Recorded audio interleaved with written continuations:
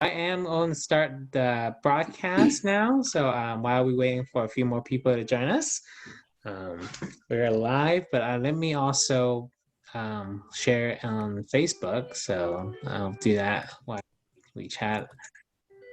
That's my phone telling me I have a thing starting right now. Right on time. Yep. Let's give us a couple more minutes. Let's see.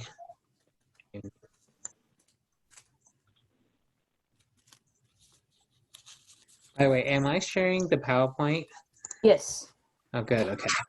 So let me get this ready as well.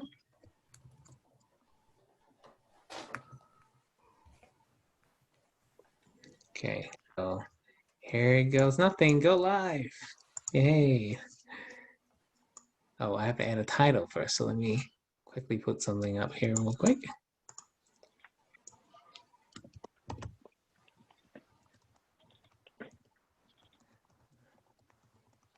We'll be starting shortly for everybody who's on the call. We're just waiting for a few more people to join and panelists, and we'll be ready shortly.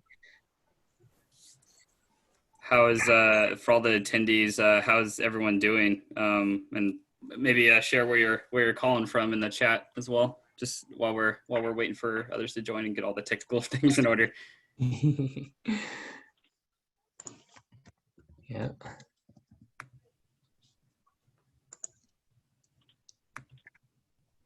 All right.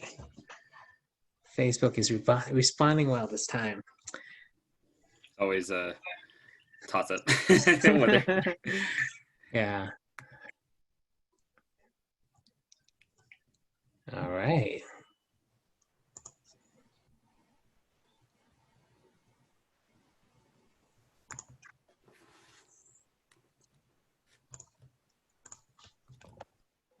Live.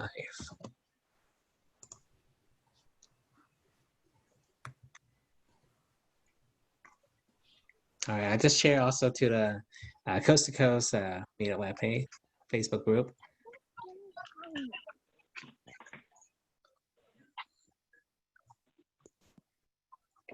All right. Hello, everybody. Oh, hey. Who got this deep voice? Andrew, welcome. Yep. How's it going, everyone? Hey. Good. Pretty good. Yeah. Can't complain. It's a nice day.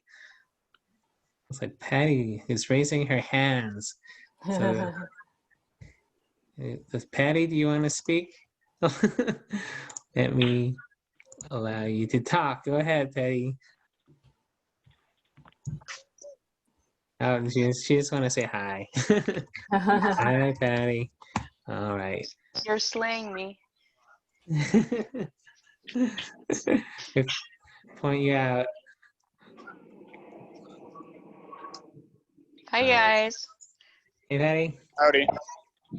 Yeah, well, I'm very excited to hear about today's content, and it's changing by the hour. So It is.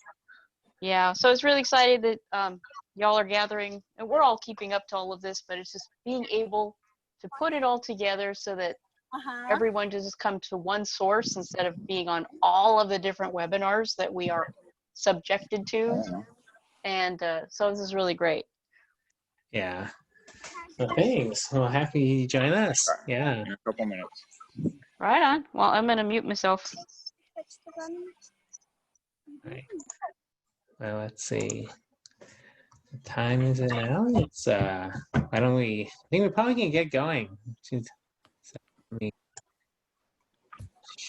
do a slideshow mode.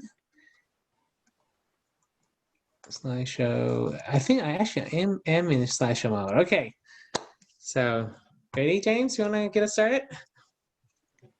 Yeah, absolutely. So welcome everyone to our 9th Coast-to-Coast Real Estate Meetup. This specific series is called the Web News and Webinars Roundup, and we started this a few months ago with the intent to inform and educate those interested in COVID and how it might be having and impact and how severe that impact might be on the economy and real estate as well.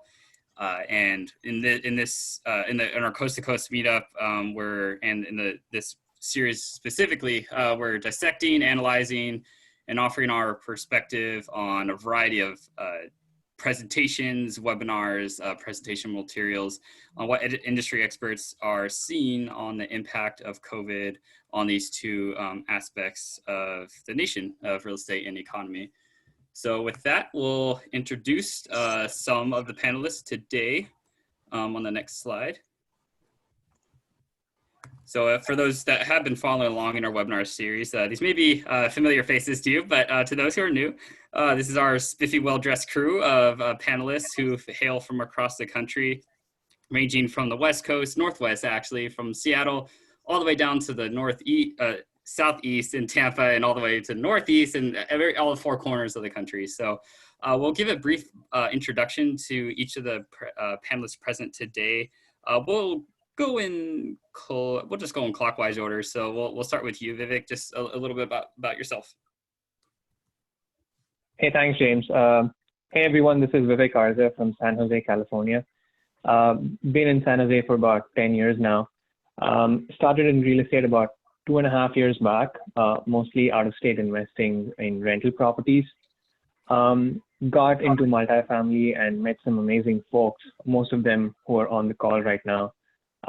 Just learning a lot more about commercial real estate, and also trying to see if we can break ground into certain projects this year. Happy to be here. Great, I'll go next. Hi, everyone. This is Henry Young from Seattle. I've been a real estate investor, mostly in the single family space. I've done quite a bit of fix and flip, some Airbnb as well.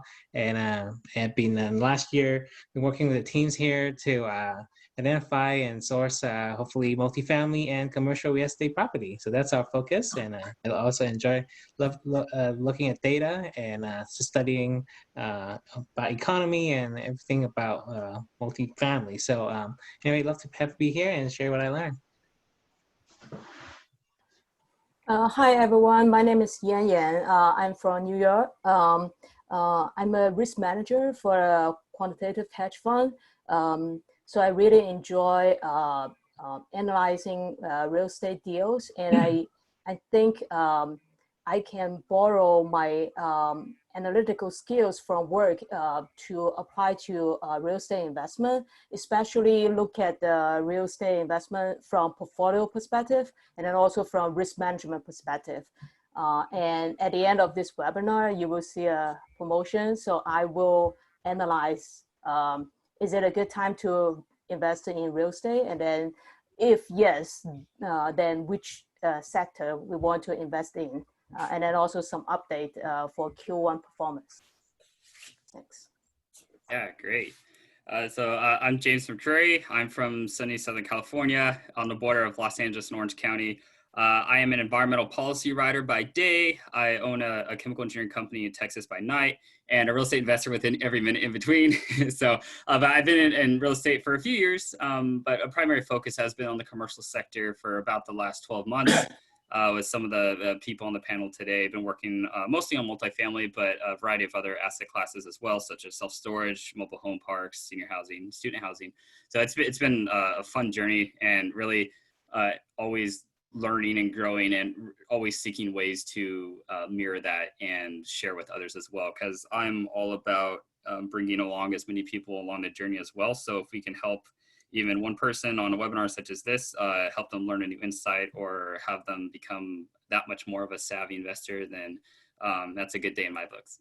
So Vijay, how about you? Hi, my name is Vijay Kim. I'm a physician in Los Angeles, and I've been involved in real estate by investing in flips. But for the past few years, I've been involved in multifamily commercial real estate with other people that you see here. And again, it's been a fabulous journey for me. I think, when you work with people who just enjoys learning or passionate about real estate, just like you kind of get a lot of the energy yourself, and been blessed to be working with all these people here, right? Yeah, amen. It's awesome to work with all these cool dudes here.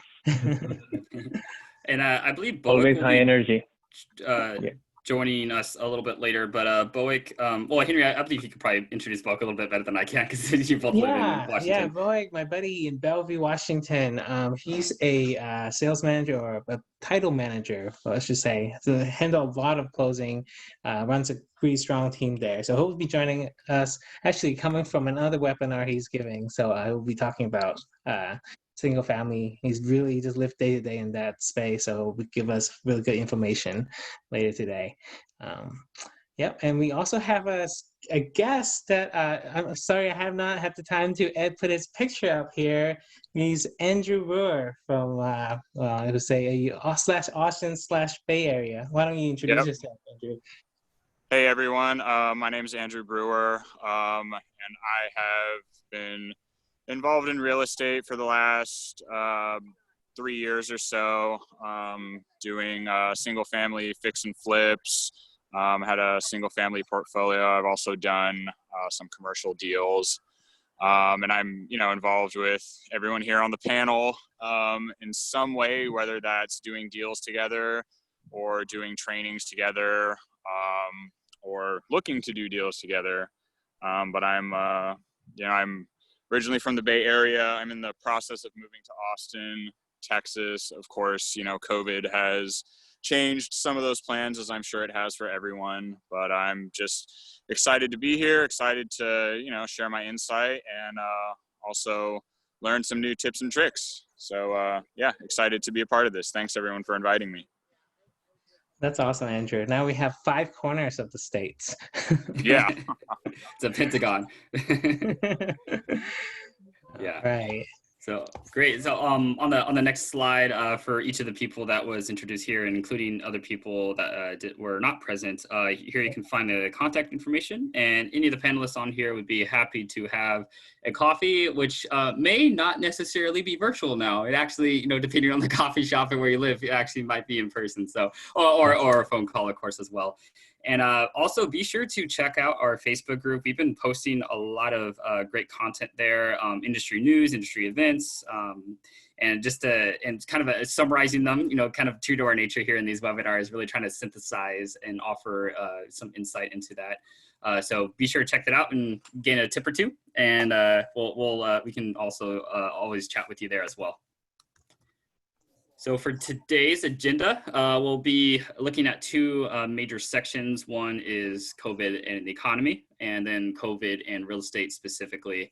And we'll begin by looking up at kind of the topic du jour of opening America. Is it going well? Is it where are the cases, and what is the data telling us? So let's delve into the economy section on the next slide, and then we'll begin with Henry on the subsequent slide to that. All right, hi everybody. So I'll be talking about what's going on right now with opening up America, specifically with COVID cases. And unfortunately, they are on the rise, as you probably heard on the news. So we got the data from the Johns Hopkins University, and there's a website where you can find what's going on there. You can see for each state is laid out on a kind of map-like with these squiggly lines showing kind of where the cases are rising and falling. For the most part, it has been falling quite a bit, but it has come back up as the states are relaxing social distancing guidelines and more people are gathering. So we are actually seeing quite a, we can see also the shades of these boxes where the green is where it's actually decreasing on a 3-day moving average, and then for actually 2 weeks, I believe. And then the red is where they are increasing. And the darker the shade it is, the deeper the fall or the rise. As you see in the chart, actually the New York, or the epicenter, has actually came quite down, and a lot of the northeastern part of the United States as well. The West Coast is still having kind of in the middle, not a little bit upward trend, but not too significant. But what we saw, the most significant rise in the southern part of United States, with Arizona taking the lead, and Alabama, Florida, South Carolina as well. So we definitely are seeing not necessarily a second wave, because if you can see some of the charts, the lines, they didn't have the big peak where you can see on some of these other states. So they're statistically still increasing as far as COVID cases concerned. And the next chart is kind of the projection of the daily deaths. This is published by the Washington University. I think they're one of the reputable sources being quoted by the task force and many other places. And in June 14, we had daily cases of deaths are 750. And actually, we compared to the one published in May, which we actually talked about last month. We were projecting to have closer to almost less than 100 or 200 deaths by August. Fortunately, the forecast has now changed.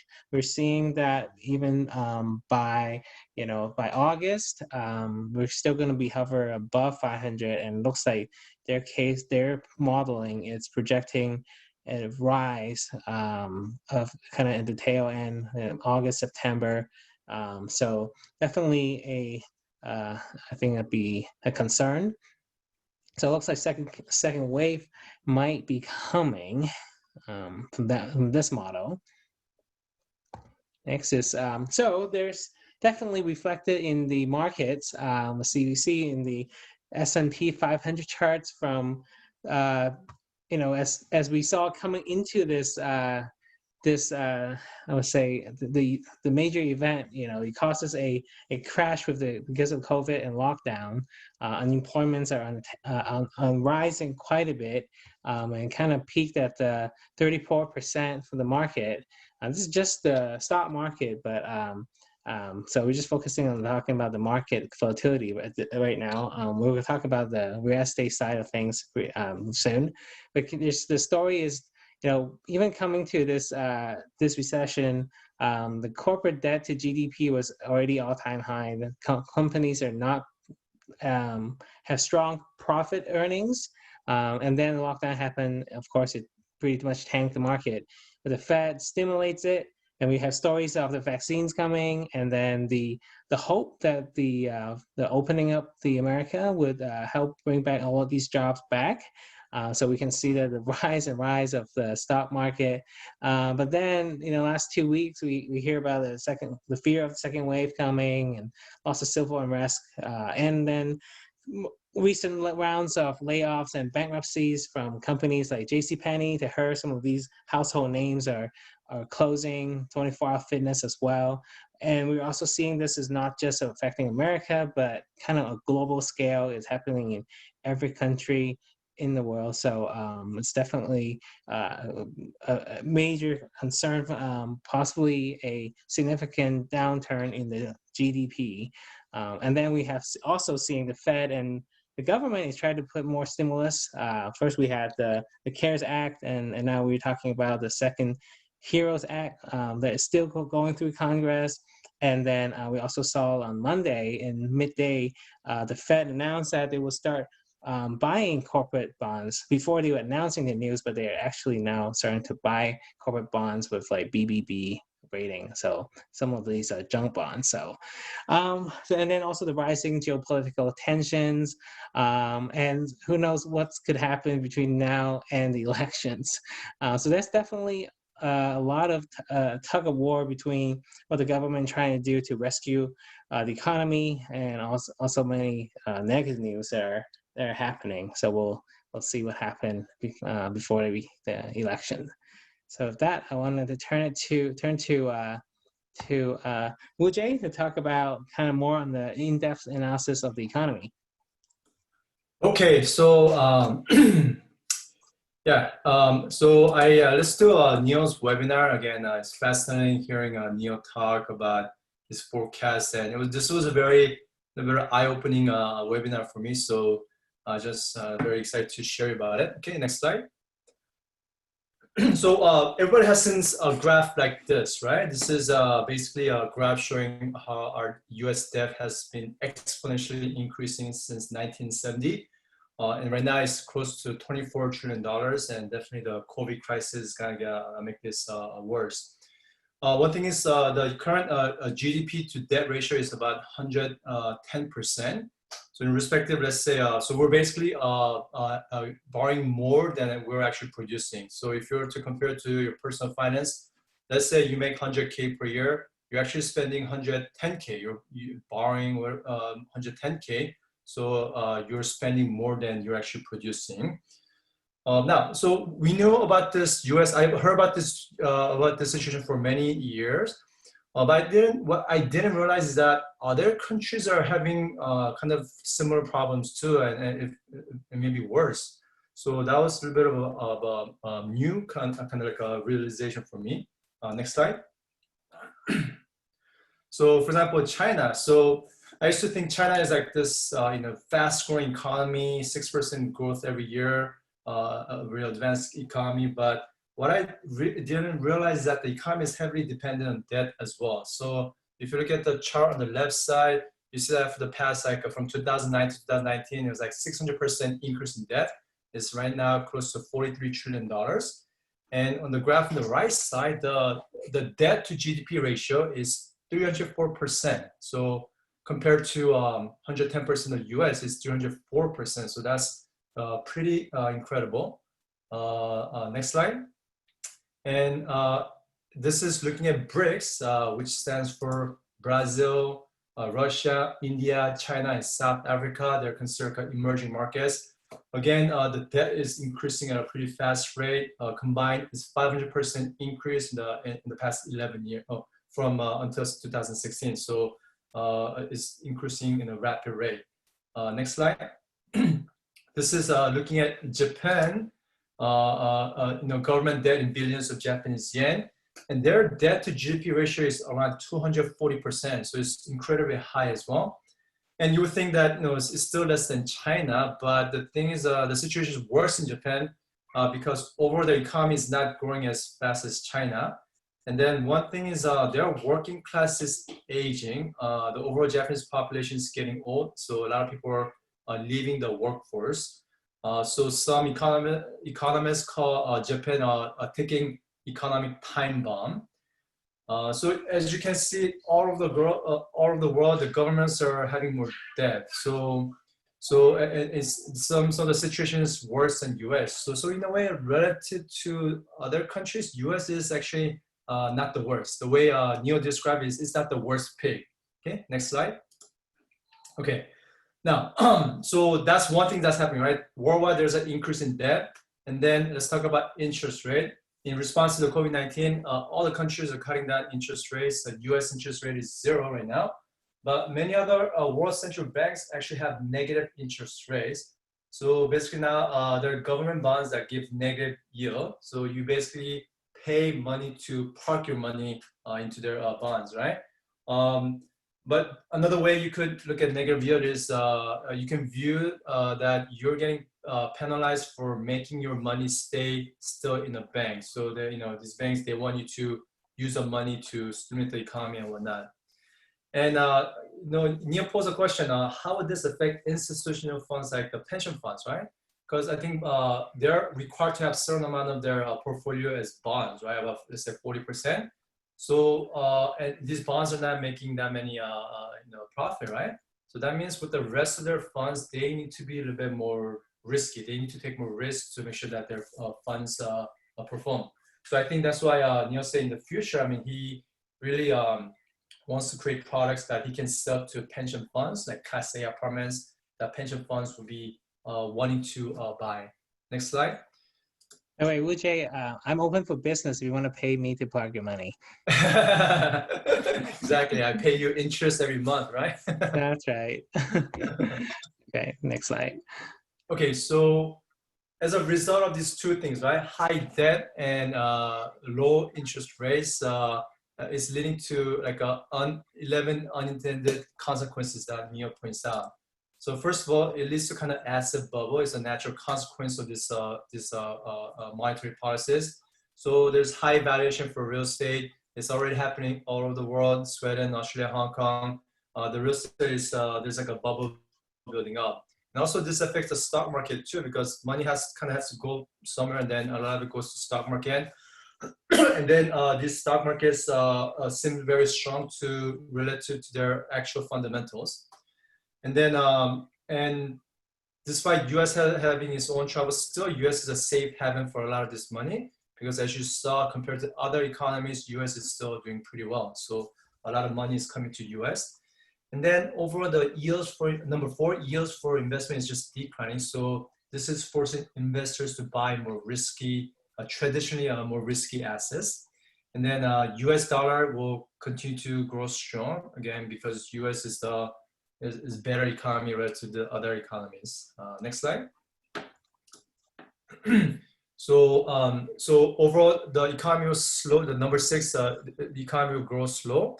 And then number 7 is interesting. It will lead to irrational exuberance, meaning a lot of these governments and corporations are now all gonna behave a little bit irrational, because money is very cheap. Money is easy to borrow, so they'll be involved in more risky projects.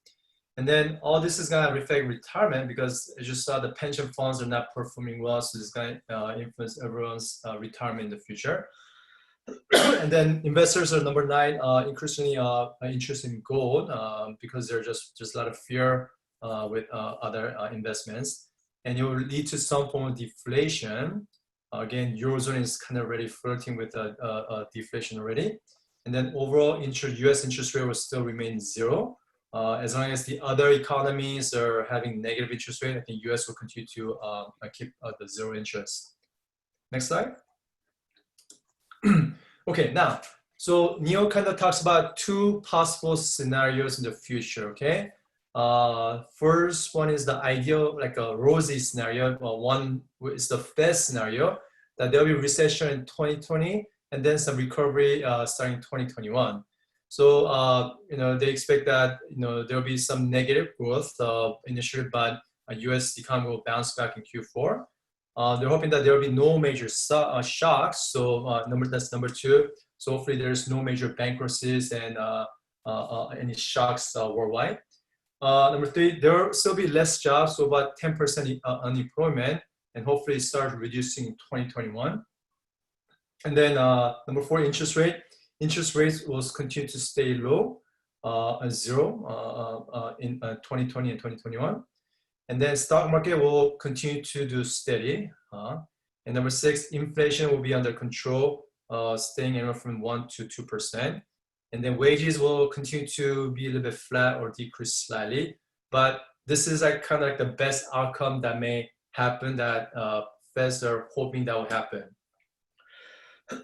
Now, next slide. Neo presents a second scenario, which he thinks is gonna be more likely scenario, which is a little bit kind of gloomy. The world economy enters depression. Okay, so number 1, worldwide depression. So problems in EU, China, Japan, everything pushes US into a recession. Okay, and then number 2, negative rates everywhere. So including the US may start introducing negative rates. And then number 3, unemployment rises more sharply than 10% in US and abroad. And number 4, finally, with inflation, wages falling, deflation will be more like a likely scenario. And then number 5, deficits will continue to rise as well over $4 trillion a year. So, I mean, this sounds like a dreadful scenario, but I mean, it is. I mean, we're going through a major shock, and what will end up happening is that we will need some kind of worldwide quantitative easing. Okay, so back in 2008, the U.S. had a quantitative easing where these institutions came in to save the economy. Something similar like that would need to happen at a global scale. Next slide. So from the way Neo sees it, there's no clear solution other than some type of debt jubilee. So this was very surprising for me, because debt jubilee just means that they wipe out debt, right? I mean, not like total sense, but maybe there'll be some restrictions, some like guidelines as to how they may do it. But things possibly within the next few years. And after debt jubilee, there'll be followed by a period of hyperinflation, as now suddenly people will have kind of like a lot of free money. So hyperinflation will follow. And you say he looked into historical data. There has been debt jubilees in the past, like the Roman times and other times throughout history. And historically, he saw that landlords benefit from debt jubilee in general because real estate values will go up. So he recommends that holding on to good assets before this happens during this time is a very good idea. Okay, next slide. So this is his robot. You guys can screen capture and then look at his outlook in more detail. But to summarize that, he's saying that those who survive the next 24 months will benefit greatly. There will be buying opportunities during that time before the price inflation of the assets hit. So the potential of debt jubilee within the next few years can create astonishing wealth for those who hold on to hard assets, real estate and gold. And he actually mentioned Bitcoin as the other asset. So I mean, this idea of a debt jubilee is totally, I don't even think about it, but like, I mean, think about the whole situation. This is we're going through a major crisis, and we're, putting $2 trillion into the economy. We're doing all this major stuff. And I feel like, if you think about it intuitively, like, how do you solve this problem? Something major has to happen. And debt jubilees, although it sounds very radical, if you think about it, bankruptcy is like a debt jubilee, right? When we file for personal bankruptcy, our debts are wiped out. So what if that could happen in a global scale? Would that be a solution? Who knows? But that's what Neo is thinking. Right? That's it. Thank you, Jay. I think now we're going to switch gear to talk about the real estate. So, Vic, would you like to start with that? Hey, thanks a lot, Henry. Those were some really good scenarios that Vijay laid out. Now that we have a great idea of how the economy is going to trend over the few years, let's understand how real estate is going to get impacted. This section would be particularly multifamily. Yardi Matrix is a company that puts out national rent data every month. It has a very rich set of information. They are probably one of the most highly regarded leading provider in this space. The definition of multifamily that Yardi takes into account is anything over 5 units per building. So this does not cover any single family buildings at all. Coming to multifamily, the biggest driver of your property performance is arguably rent growth. And it's important to understand how rents have been performing. As you see from the graph, multifamily has been seeing tremendous growth in rents over the last 2 years. This is due to the fact that there's significant long-term demand for apartments, both from unaffordability of homes and also a lot of millennial growth. The great lockdown, which is due to COVID, seems to have put a pause for the time being. During what would be typically the prime leasing season, which is April through June, July, rents have declined nationally by about 0.3%. Very slight decline, but still a decline. And this is just over a month-to-month basis. The biggest declines in rent in May were seen in some of the gateway markets, which are New York, Los Angeles, San Francisco, Chicago, Boston, DC, those markets, which also tend to command some of the highest rents nationwide. This was probably expected because of 2 reasons. One is tenants do not want to pay high rents in these markets. And also the market is changing quite a bit in terms of unemployment and everything. This decline will likely continue through the summer. And given how lockdowns end or each state behaves, we could see this trend continuing throughout the year as well. Next slide, please. So let's start with what we're seeing in different metros. First of all, let's define a few things. On the table here, you see 2 classes. One is renters by choice. These are usually highest priced apartments and also include the luxury segment. On the right, we have renters by necessity. These are the mid-range and workforce housing. In the gateway markets, which we defined earlier, we see that there's more decline in Class A, whereas Class B and Class C rents seem to be holding up well, at least for now. This is likely due to two reasons. Some of the renters might be downgrading to more affordable apartments. And number two, renters might be moving in with family and friends just to save some money and ride out the recession. There will be further pain in these markets, especially because technology has kind of enabled everyone to work from anywhere, not necessarily a home. There is little incentive for someone to stay in a high-cost area like San Francisco and pay $4,000, $5,000 for a couple of bedroom unit when you can move to somewhere else and save a lot of your money. Next slide, please. Yeah, and the time from commute as well too. And the time for commute, absolutely. So we took a look at month-on-month rents. What is happening year on year? So compared to May of 2019, we see that rents have increased only slightly by about 0.8% in May, but it is continuing to soften. This is the lowest level it's reached since February of 2011, and that was just after the Great Recession took hold. Some markets are still seeing some high growth compared to the national markets.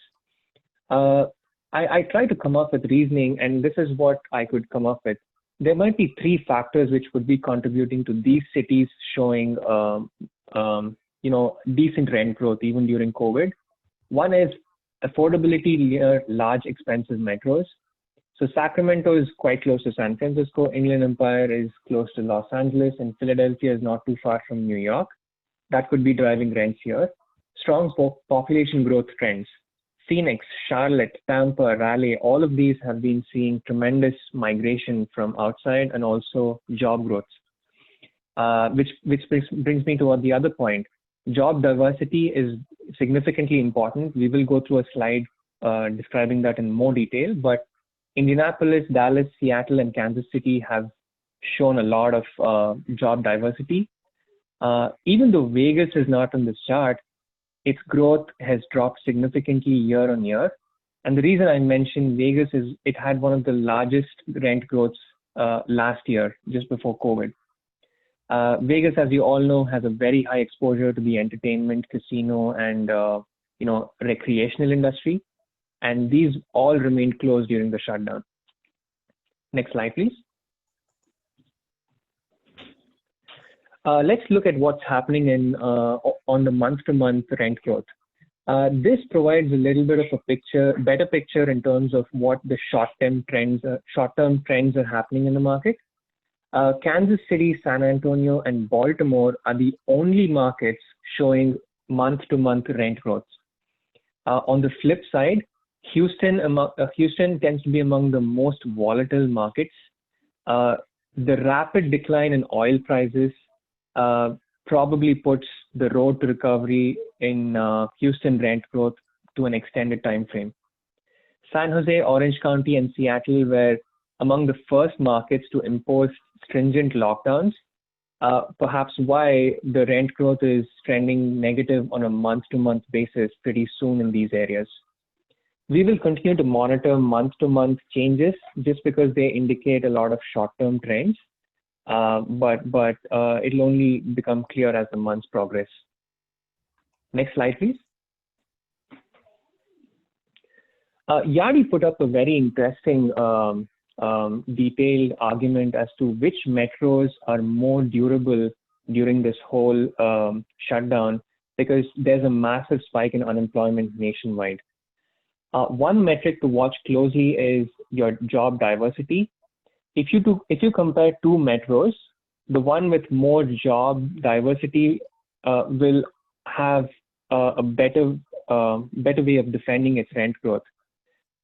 Some of the sectors that Yardi identifies as durable are government, government jobs have been pretty resilient during this period.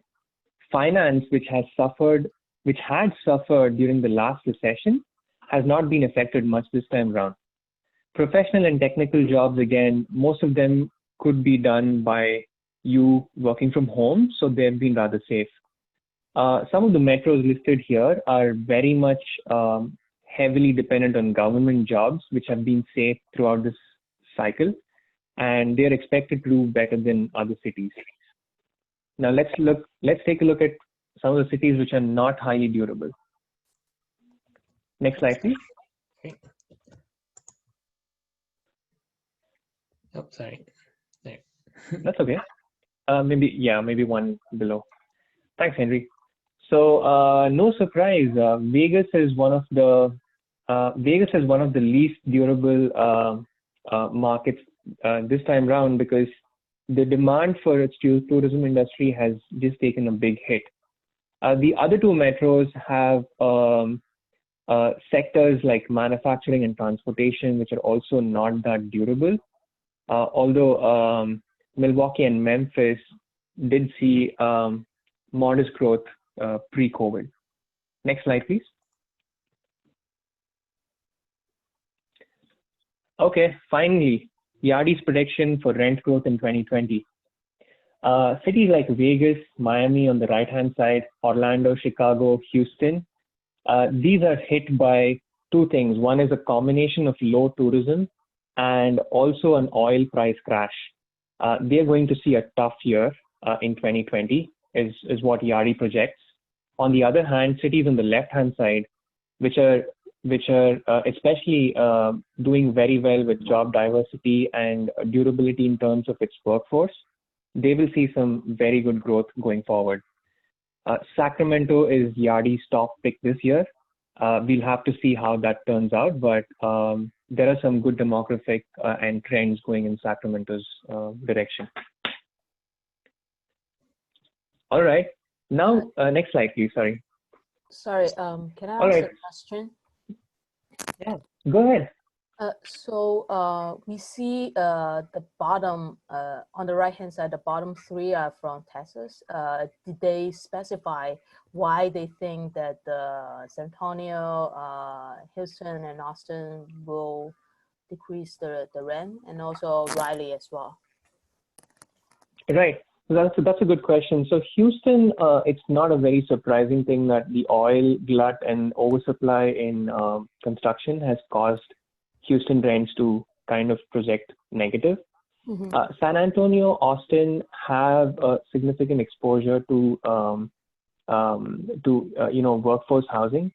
So I think the reasoning behind San Antonio and Austin is Texas might have had a lot of growth in the last few years, and the rent might not keep up with last year's projections. So it's more of reversion to the mean, if you will. And I think that's a similar case for Charlotte, Raleigh, and Orlando as well. Orlando, yes, there's tourism, but Charlotte and Raleigh, they've had significant population growth. But I think they've grown so much in the last cycle that there's some reversion to the mean going forward. Got it. Makes sense. Thanks. Yeah. I think to Vivek's that, I think Austin and San Antonio also have quite a bit of tourism industry as well too. I don't know the exact figures, but San Antonio has a lot of military and insurance companies present there. I'm not sure about the tourism in Austin, but they might be exposed to tourism also. Yeah.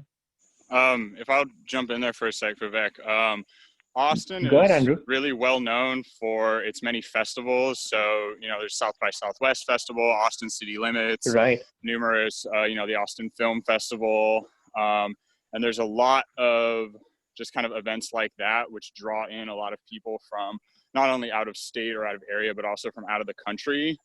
Those, of course, have been predictably hit very hard with COVID. But when we see tourism in Austin, it tends to center around the festivals, and that is a major revenue bringer. It's one of the reasons why Airbnb has become so big in that market, because they actually don't have enough hotel and short-term rental units to fill the flux of people that come in for all of these festivals. And these festivals happen multiple times a year. It's like at least every month there is a huge festival going on. Obviously not with COVID, but on more of a, kind of normal non-COVID cycle, there is a lot of tourism there. No, that's a great point. And I think, I think in the last few years, a lot of multifamily operators have been experimenting with short-term rentals, which could be driving the rent growth in that market, which, as we all know, short-term rental market is taking a huge hit. So those could be contributing a little bit towards the rent declining. But that's a great point. Austin has a lot of festivals, and those might not be happening anytime soon. And Austin's also, in a lot of kind of studies that I've seen, Austin is predicted or pencils out as one of the best positioned markets to do well during COVID. A lot of that is because of the high amount of tech in the metro area, not only in Austin proper, but also in Round Rock, North Austin, kind of Cedar Park, Pflugerville areas. It's a lot of tech, and these are people that can easily work from home. So while there have been layoffs, it hasn't been as bad as some of the other cities that we've seen.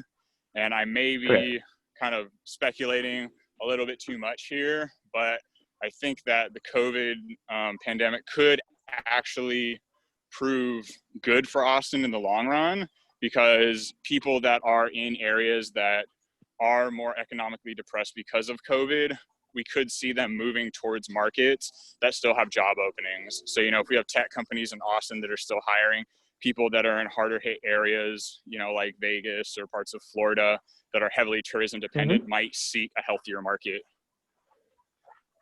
No, I agree. And adding to that fact, not to take too much time, but there's probably going to be a lot of migration from more expensive markets like, West Coast, East Coast as well. So that all that will go into, more affordable markets like Austin, San Antonio, Charlotte, Raleigh, and so on, because the affordability is so much more higher in those markets.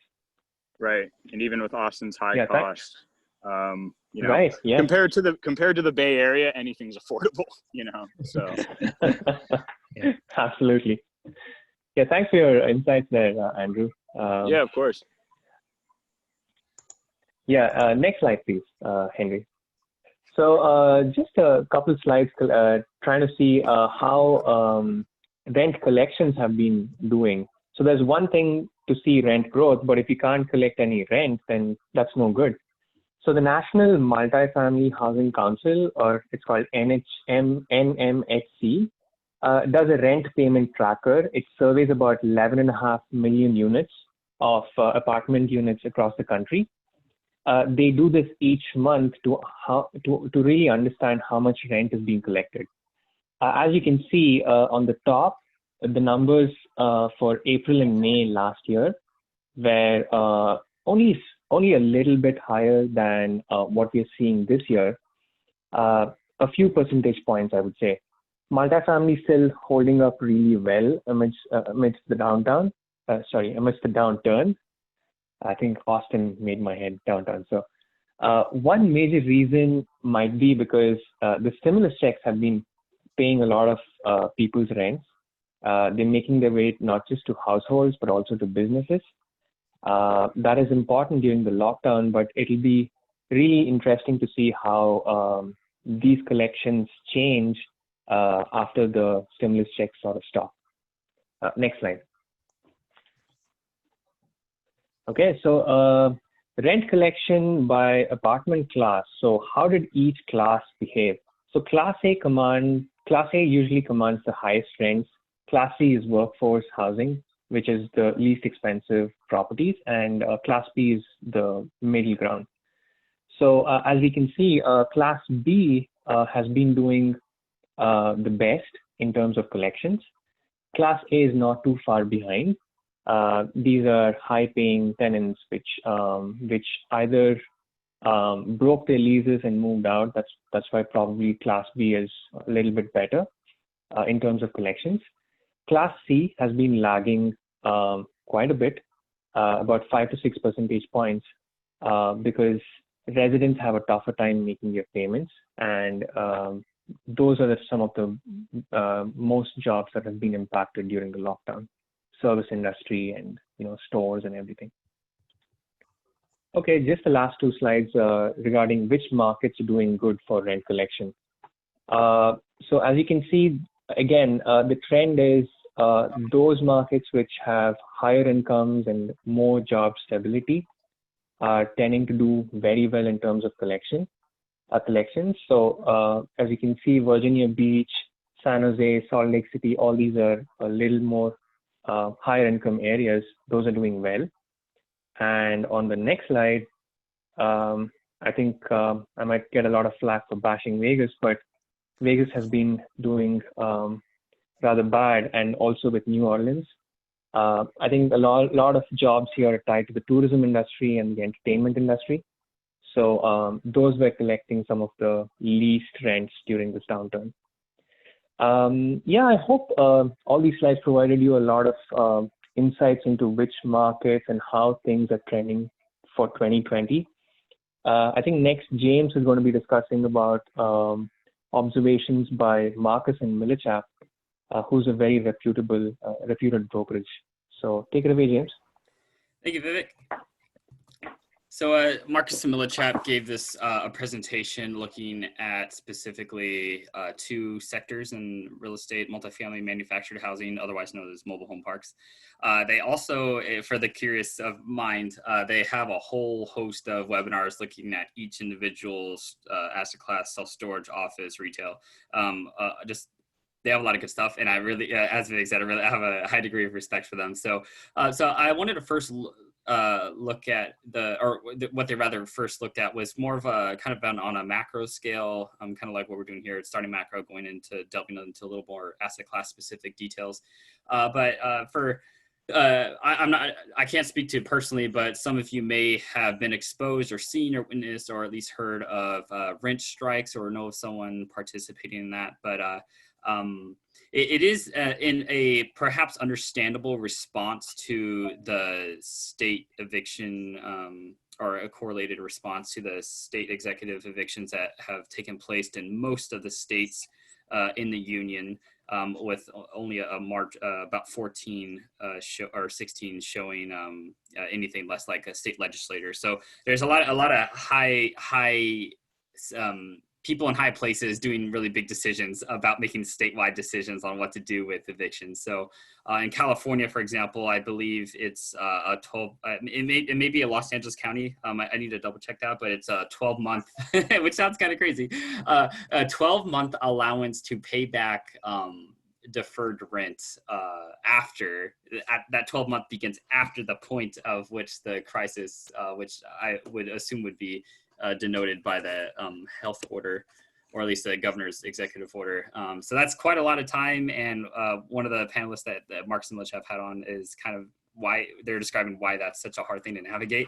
But here's a little kind of like a heat map of sorts that I looked up for an updated chart because the Marcus and Millichap presentation was given a few weeks ago. So the only difference between then, beginning of June, and now was Colorado exploded.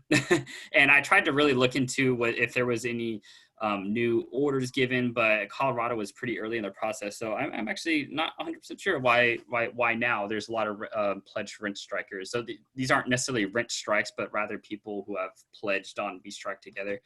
But what's interesting to note is, at least to me anyway, is we're seeing these strikes on kind of the what I think are the high price markets, namely the coast, because you can see that pretty much the left third or middle of the country, it's really kind of empty in terms of rent strikers. So there may be a correlation, however strong or weak, to actual absolute rent prices or average rent prices. So yeah, just like an interesting map to look at. So and kind of a next macro thing I'd like to look at is unit deliveries on the slide.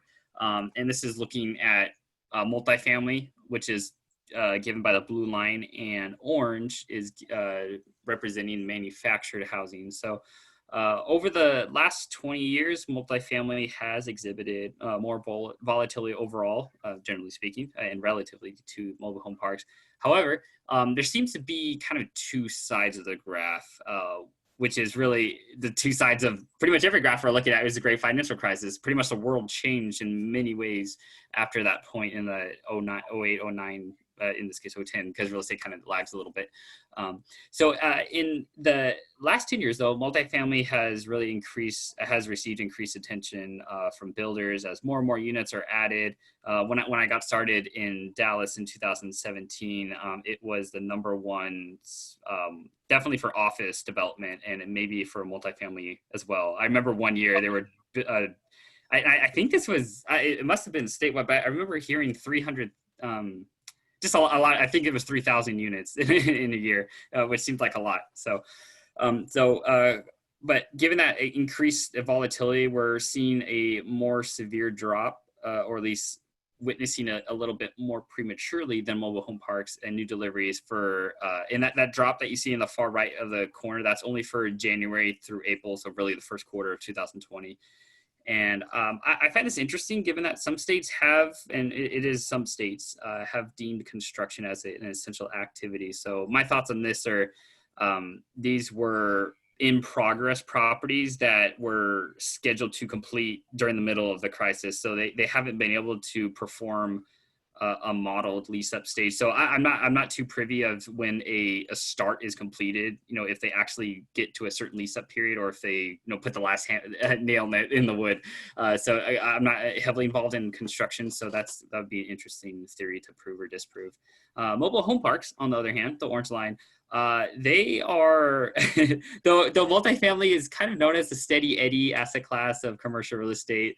My opinion is mobile home parks are even more steadier and eddier. So construction has seen a small decline pre great financial crisis, but it has been that steady eddy consistent growth ever since. And it would take really quite a few hours to go through the myriad of factors that may be contributing to both trends for both asset classes on both sides of the graph. But it's a combination of affordability, sociological trends, consumer behaviors, etc. So, but yeah, just an interesting thing to look at as we go into more of the specifics, which on the next slide are going to be discussed by two guests that Marcus and Lichep had on their panel, which was Jillian Hillman of Realty Mogul. They own or manage about 12,000 apartment units across the nation, and Doug Miniham of Hometown America, who owns or manages they're about 35,000 pads which is essentially units for across the country. So kind of with respect to our last webinar, Jillian really echoes kind of the trends that and I might add unexpected trends that we've been seeing since for the last few webinars we've been given about kind of regarding rent collections being higher than expected. Definitely seen a drop. It is doing a little bit lower than the average, of course. And she seems to be kind of on par with the national average of about 90%, give or take, high 80 to kind of high 90. But multifamily is exhibiting a very, it is market dependent. And as we'll see in the next slides, everything's kind of, it depends on what market you're in. But she gave an example of Brooklyn, where in the midst of the epicenter of the US crisis, which was in New York, and they're in New York City, they were about half of collections, which is pretty devastating actually when you think about it. But they shot right back up to, which is still low, to 75% in just 2 months time. And on manufactured housing side, he hasn't really seen much of a drop in his portfolio. The industry runs pretty high generally, and they are typically, and him specifically mentioned this, that they're typically the most affordable housing option in the market. So there's not really a problem with rent collections. And that's kind of his strategy moving forward. And he hasn't really experienced many people going on payment plans as well. So the next variable we'll look at between the two asset classes is leasing. And as Vivek mentioned, the spring-ish, early summer timeframe is sort of when we should expect the most leasing, but there is a hit definitely. but it might not be as severe as we once predicted. Jillian, for her concessions amount to about, and she gave an example of one of her El Paso, Texas properties. They're giving about a $200 rent concession, which equates to 1 week free rent, as opposed to 1 month or 2 months free. So, which is pretty much amounts to, you know, a free application and lower security deposit in some instances. So it's really not much. And there have also kind of what we discussed last time about strategies that operators are going and adopting is going with virtual leasing. And one of the things that I thought was pretty innovative was they're using a specific software to allow for tenants to do self-guided in-person tours with lock boxes. And so it is kind of interesting strategy there. On the manufactured housing side, he is seeing a drop in, and mobile homes are kind of different because it's not pure rental housing. It can be, but there's also sales as well when you give a home, or rather sell a home to a buyer. So those have dropped, but the unit turnover for renters, as in just kind of using the mobile home park as a rented unit, those are remaining pretty consistent. And they're also beginning to adopt a virtual leasing strategy as well as multifamily is.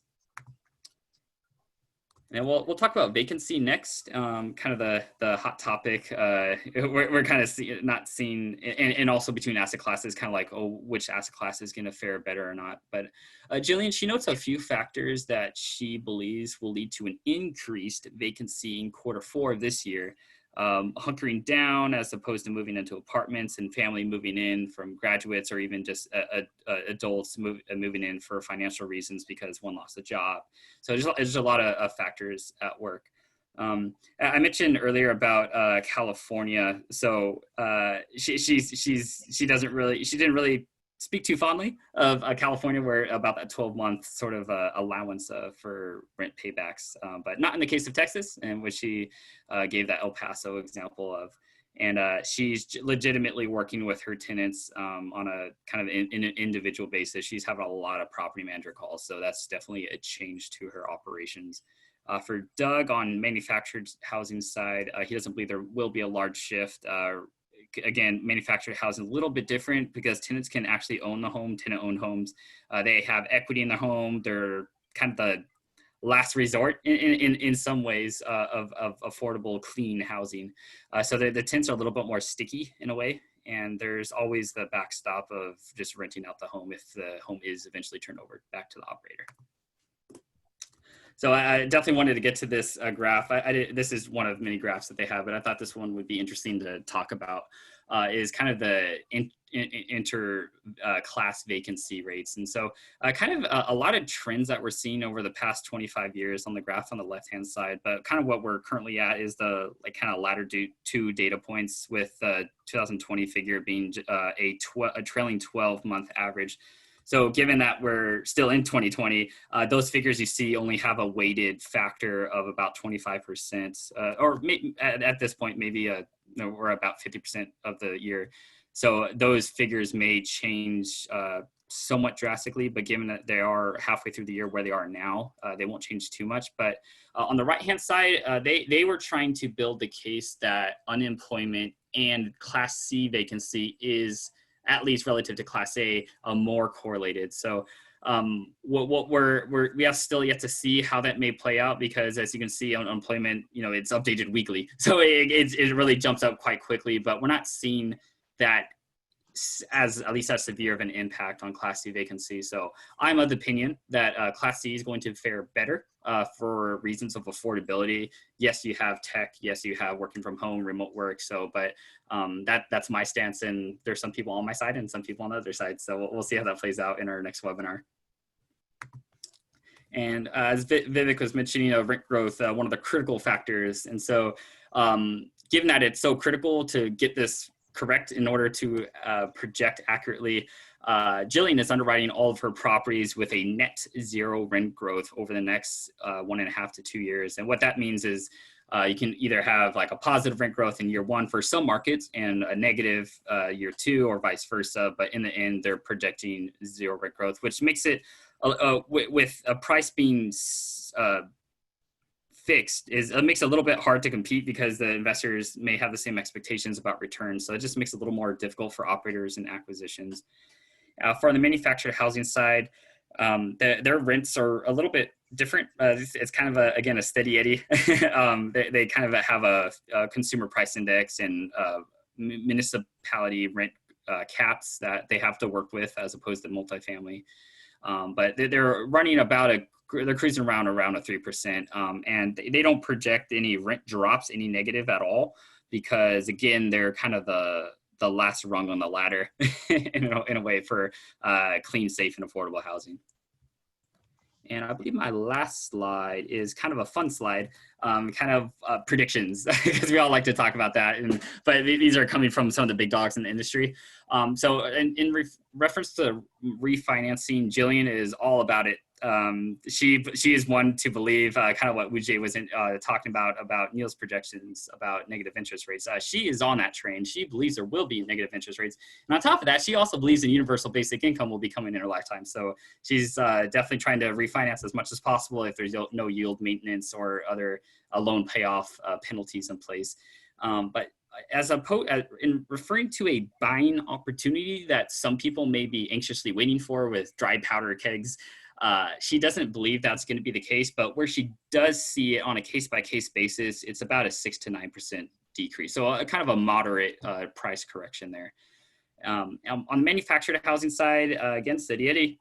He believes it's just going to be going at par or increasing due to an increased interest in the asset class from both institutional and retail investors, as well as a not as crazy of a supply increase as we've seen with multifamily. So he doesn't think there's really going to be a significant or really at all buying opportunity. So with that, I will turn it back over to Henry to talk a little bit about housing affordability. Thank you, James. That's great information. Yeah, I think we're going to switch gear a little bit to the single family side, give an update on the affordability before I turn it over to Boek.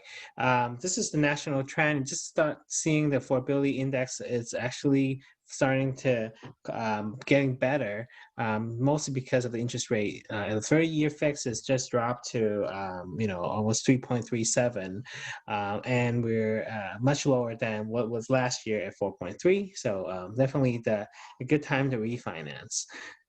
And then this point is talk about prices, and looks like we are seeing a slower appreciation for single family home. Again, this is a national number. The median price was actually going up about 9% in April, and now we're actually seeing a slight decrease down to 4.9 year over year. So overall, actually, the single family space isn't as much impacted. I think Boek will tell us a lot more about that side.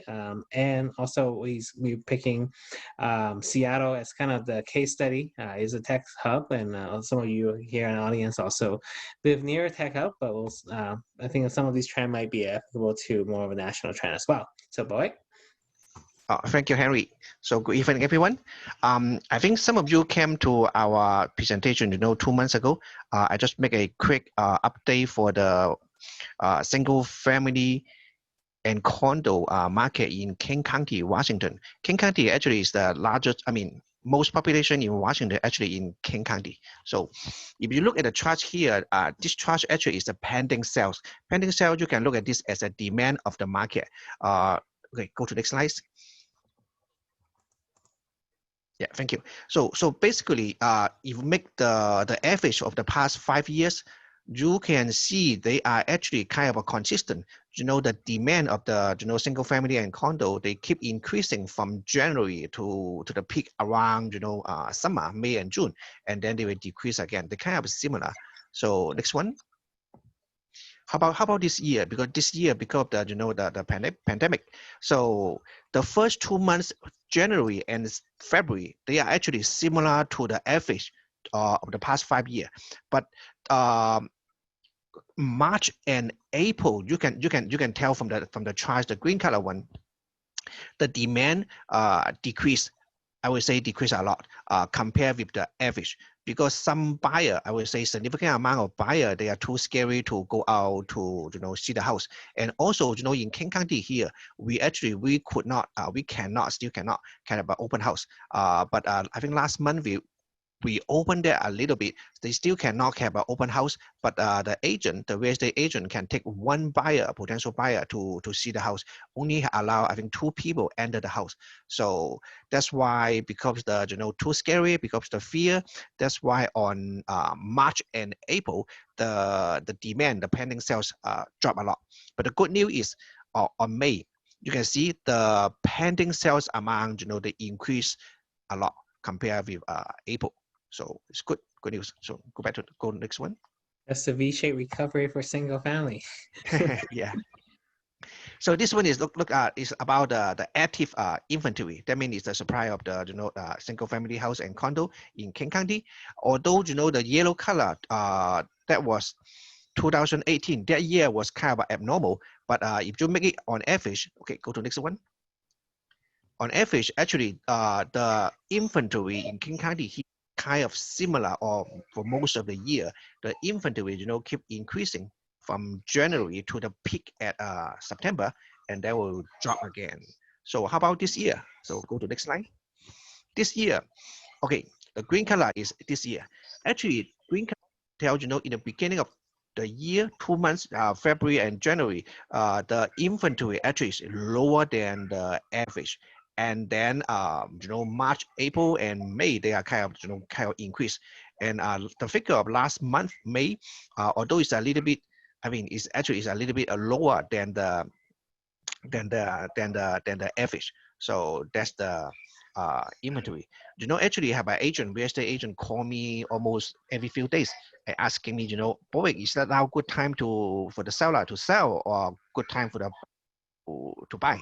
So my typical answer is always, okay, yes, now it's good time for seller to sell, because the market is still so hot.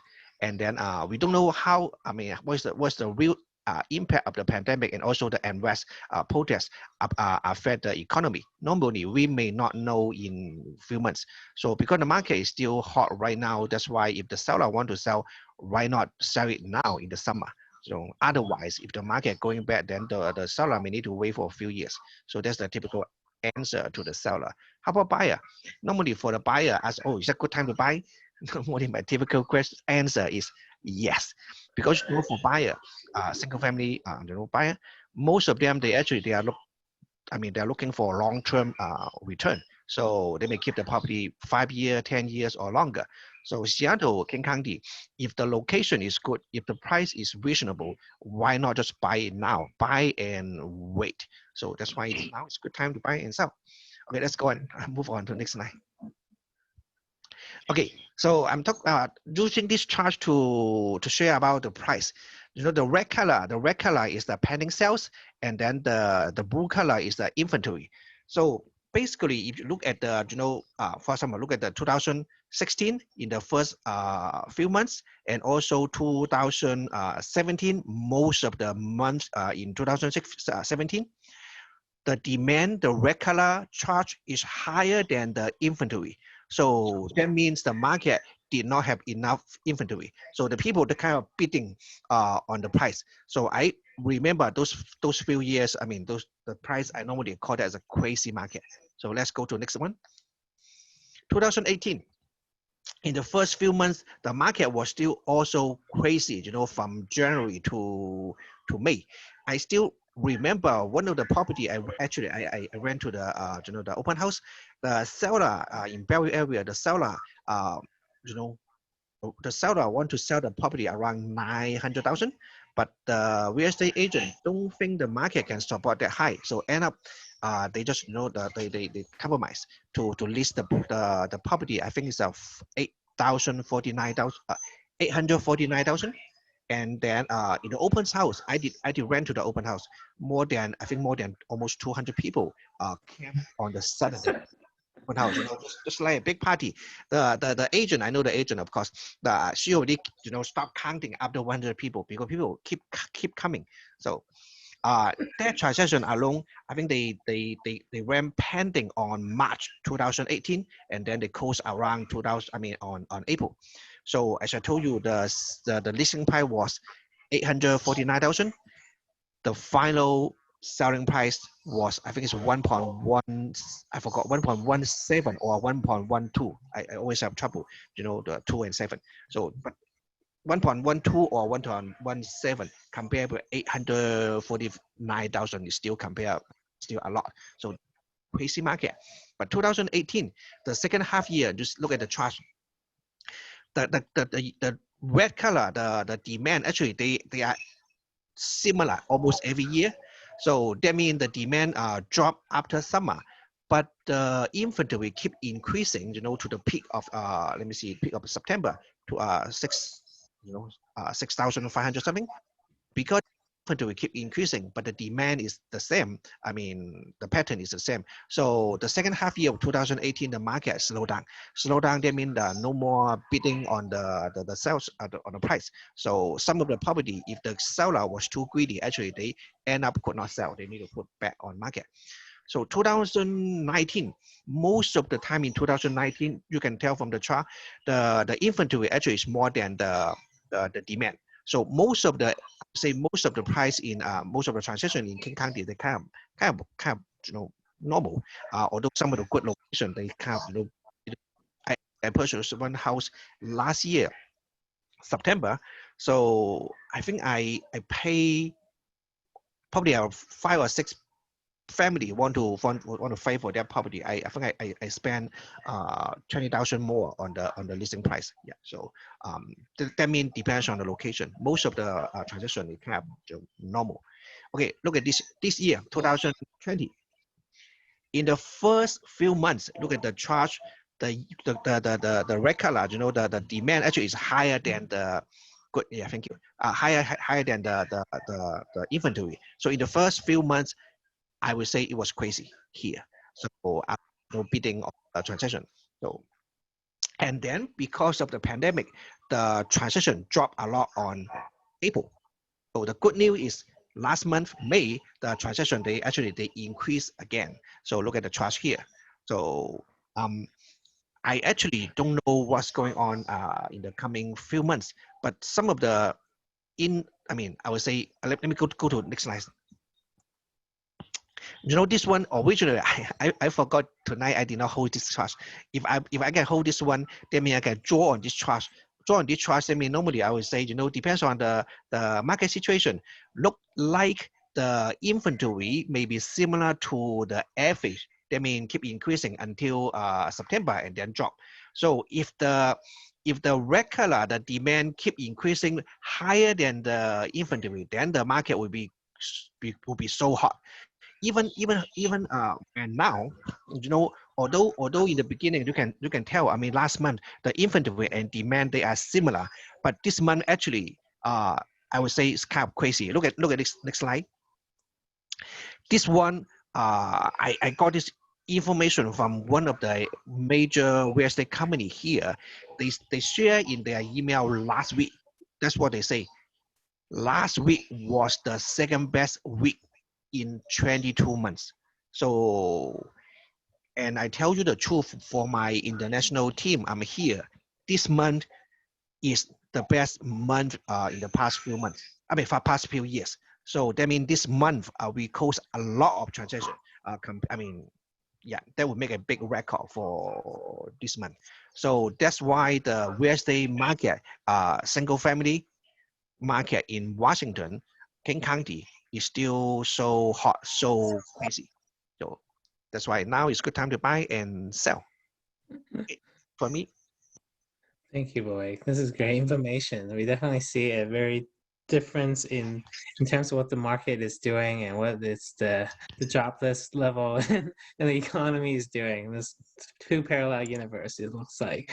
And we are going over it a little bit. Sorry for the wait, but thank you for you all to just hang on with us.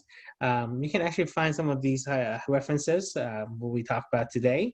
And I also want to give a quick promo to the new events that are happening this month. It's a month of webinars.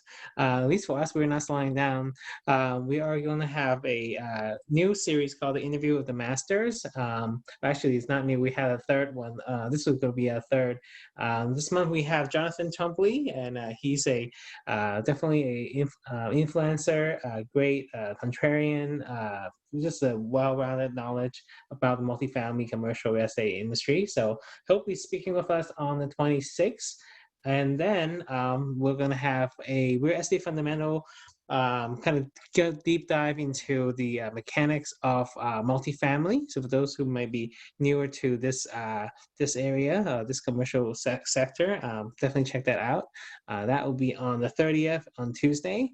And finally, I think Yen had mentioned, and she and the team will be hosting a new series called Investing Ideas, which a name I just came up. It's called Asset Class Selections. This one she will be talking about comparing different asset classes, so multifamily, single family, storage, manufacturing homes, and all sorts of commercial real estate, how they do over the years, and what her probably best pick would be. So I think, is there anything else you want to add, Yen? Oh, it's a good summary. Okay. Thanks. Yeah, we look forward to talking about that one on the July 7th.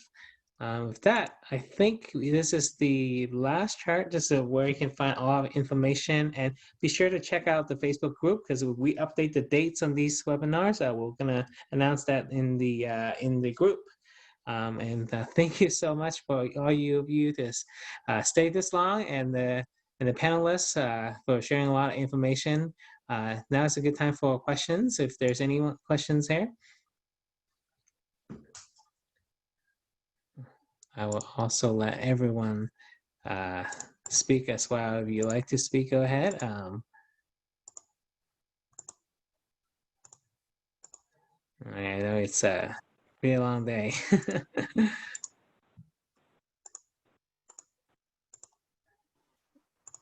I actually have a question. I think James mentioned that the MMN, they have different series about different asset class performance. Are those webinars on their website? I know they had it before, but can we still find it on their website? Yeah, they actually had already, I perhaps should have clarified, they actually already happened during the month of May. At least the majority of them, but they are available via recording on their website. Yes. I see. Perfect. Yeah, they just have a lot of information in general on their website. So I'm sure you can find a lot more information beyond the webinars as well. So yeah, they're a great brokerage. You know, we've worked with them in the past as well. Not the specific people on the call per se, but they're great guys. Thanks. All right. Well, with that, I don't see any other questions on the chat box. So with that, that's a wrap. And thank you so much. We look forward to seeing you in the next one. Stay safe, everyone. Get those charts down. Sounds good. Thank you. Good night, everyone. Bye. Good night, everyone. Bye, everybody. Good night. Bye. Good night. Bye.